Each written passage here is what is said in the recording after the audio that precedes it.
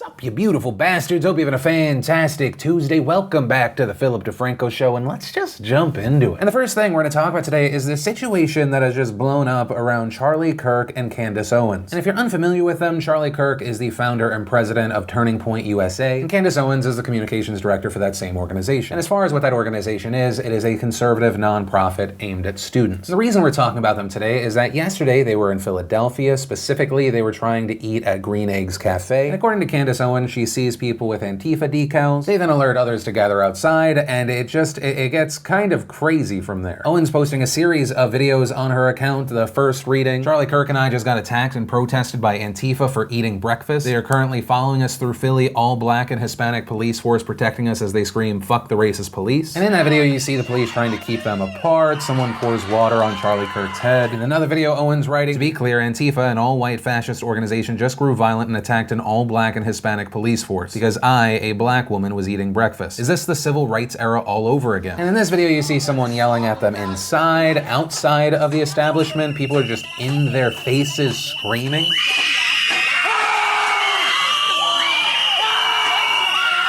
You also see the people who have surrounded Candace and Charlie yelling about the cops.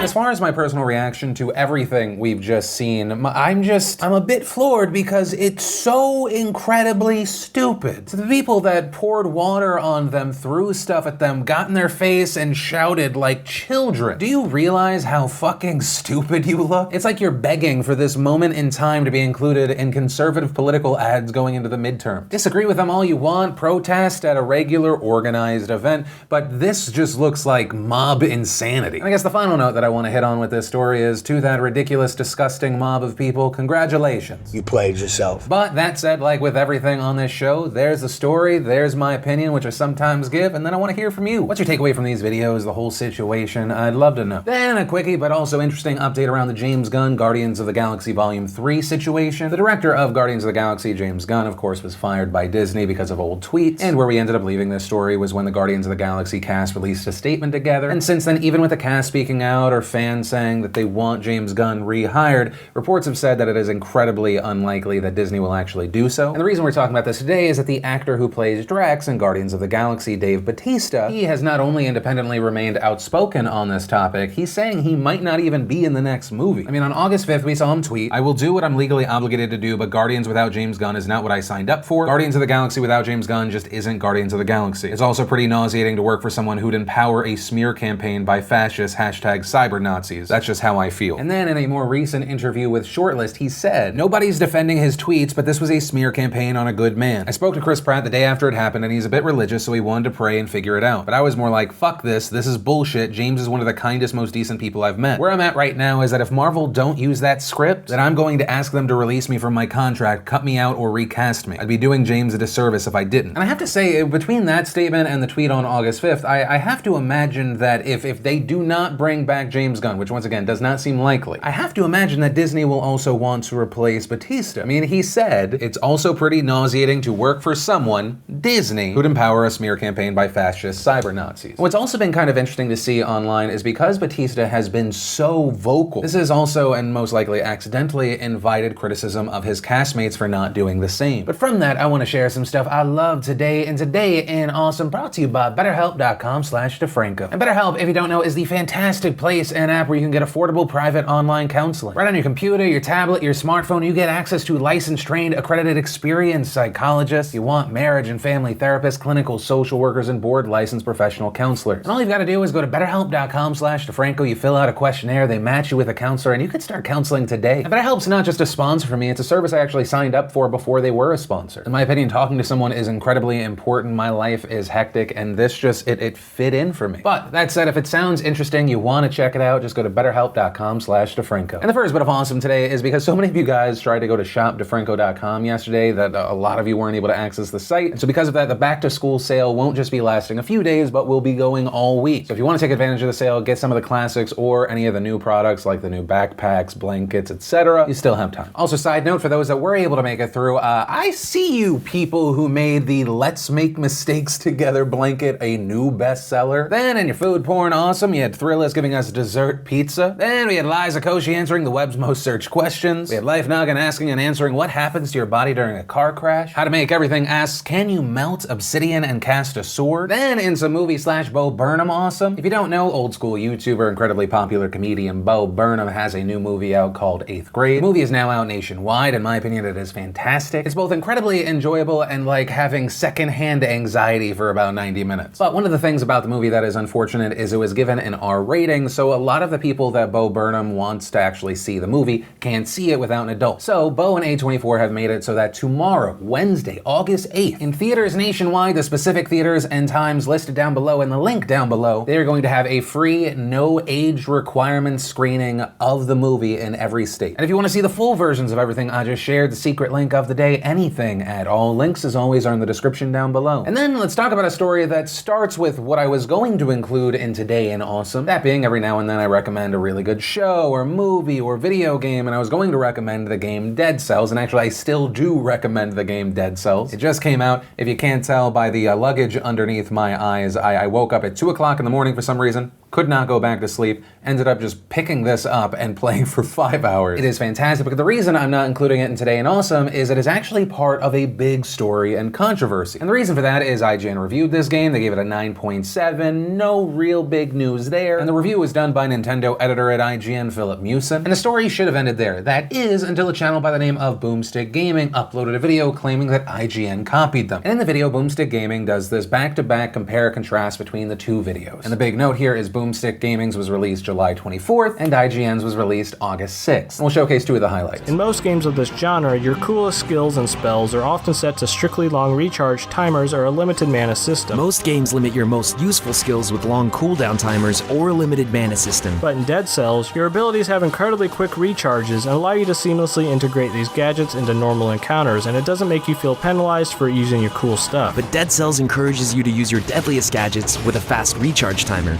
It never punishes you for using your best tactics. This combat system is fast, fluid, responsive, and one of the most rewarding representations of 2D combat of the entire genre. Fights are fast, fluid, responsive, and hands down one of the most gratifying representations of video game combat I've ever experienced. Dead Cells only falters slightly with some repetition setting in, especially on the early areas and during longer play sessions. Dead Cells does falter slightly with some repetition, but it's only felt in its earlier areas and during the extended play sessions. And following this video blowing up, IGN has responded and pulled their review, and in its place there's an editor's note that reads, as a group of writers and creators who value our own work and that of others in our field, the editorial staff of IGN takes plagiarism very seriously. In light of concerns that have been raised about our Dead Cells review, we've removed it for the time being and are investigating. So as of right now, that is where we are, and it will be very interesting to see what IGN does here. So they investigate, they come back, they have to say essentially one of two things. One, we also agree and we think that it is plagiarism, or no, we think that this is a case of just really close parallel thinking. And two, pending whatever happens with their investigation, does Philip stay hired, is he suspended, or is he fired? But with that said, I do want to pass the question off to you. What are your thoughts here? Is it too close to not be plagiarism? Could it just be parallel thinking? Could the reviewer have maybe seen this video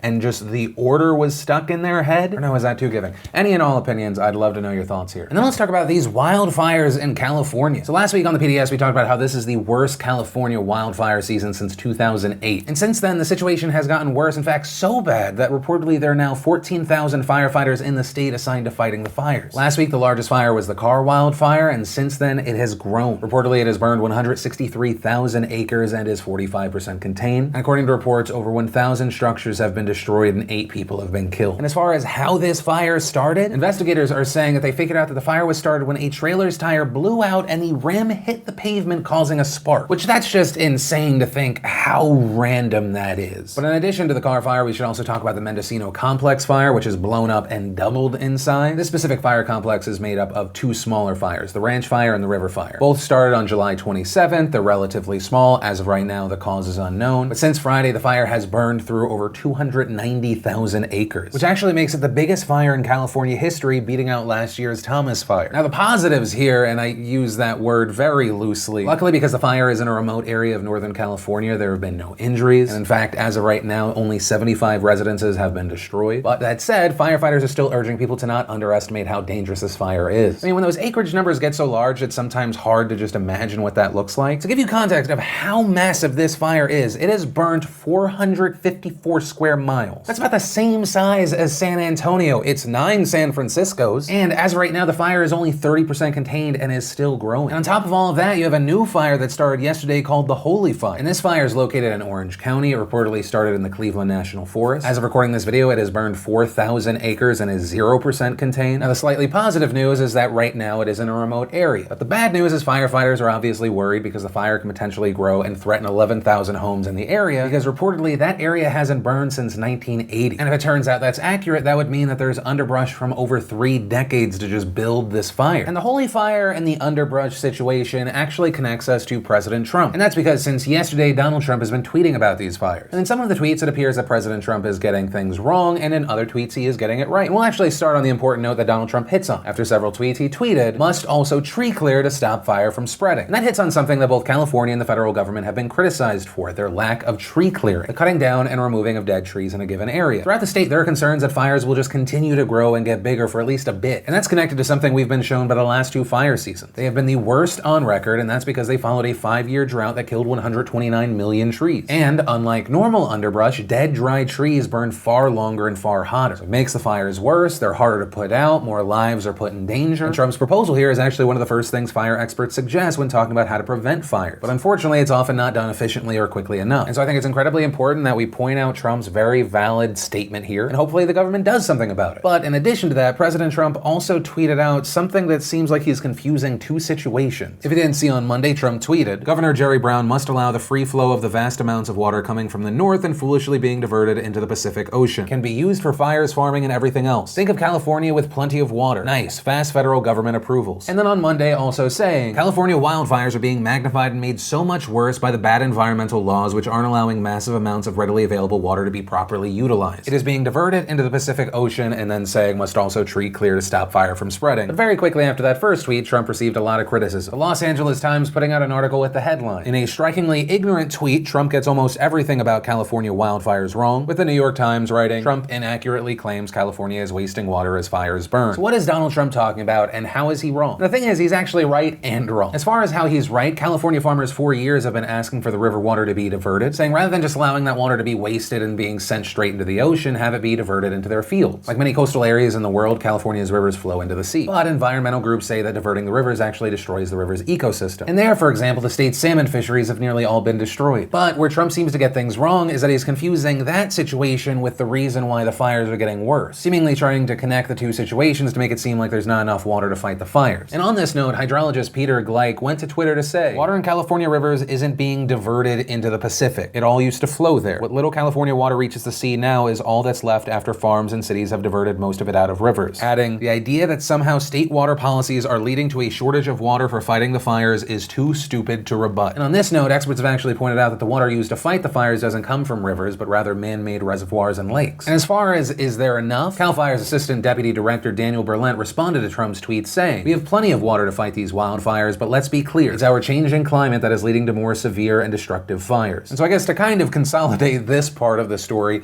clearing dead trees, good. Accurate, should be a thing that is done. And then as far as the other parts of it, it's an all over the place misrepresentation of the situation. And now you know. And where I want to end this story, just 1, thank you to the firefighters just putting themselves on the line, trying to keep people safe. And 2, just a reminder, if you are in an area affected or possibly affected, please listen to officials. If they say get out or stay away, do that. And that's where I'm going to end today's show. And of course, remember, this is the Philip DeFranco Show. I give you the news, sometimes my opinion, and then I want to hear from you, whether it's the last story, the first story, anything in between. We're not going to agree on everything, and that should actually, I think, be part of the point. But that said, of course, as always, my name's Philip DeFranco. You've just been filled in. I love yo faces, and I'll see you tomorrow.